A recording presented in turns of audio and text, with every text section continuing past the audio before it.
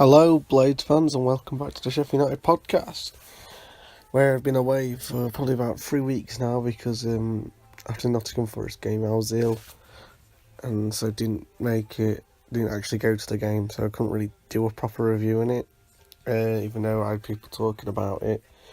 It sounded like we played well, and we'd probably deserve coming back with some points. But anyway, I'm talking about the Ipswich game now. Coming into this game, obviously having a 2-week break, you've got a lot of injuries. Cook's not playing.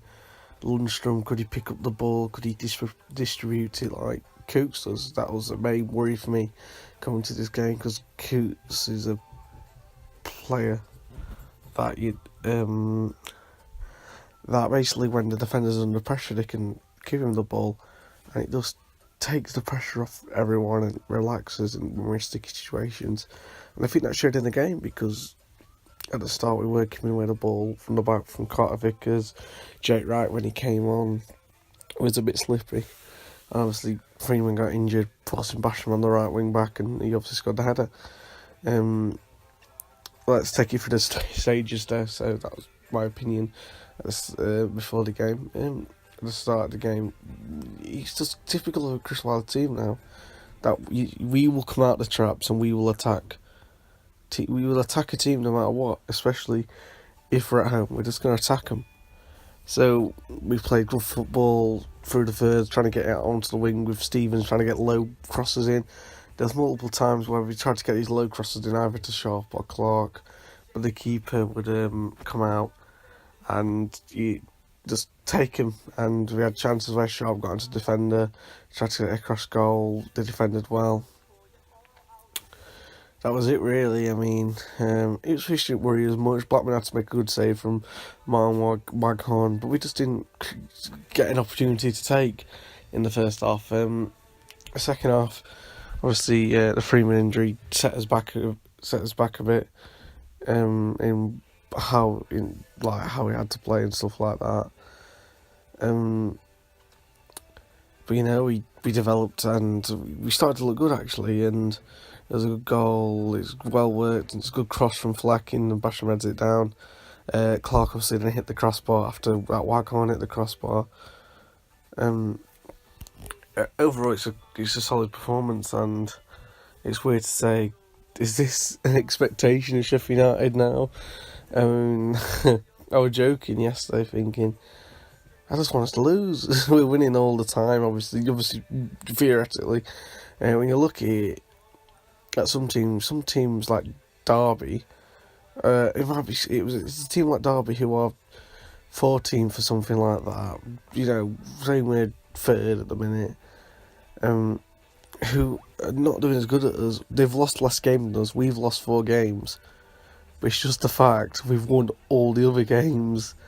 It's weird. We only lose and win. We haven't drawn a game this season, and we're in a ridiculous position. I mean, Wolves were extraordinary against Villa. We stuff Wolves. It's truly incredible when you think about it. Can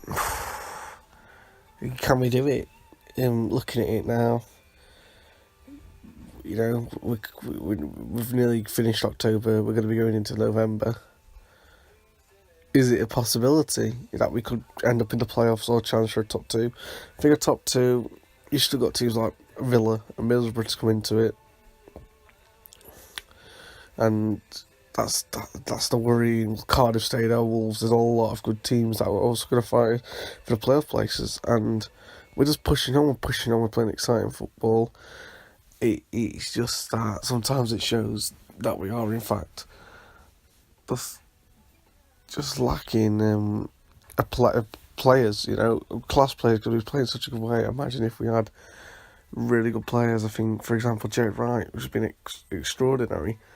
We might even put him on the gun up, in my opinion, but his lack of quality is starting to begin to be highlighted when he plays in these games, and we are missing someone like Richard Stearman to come in, which he'll be coming back soon, which is good. Wilder says what he says after every game, that we're just going to keep on pushing on and trying our best.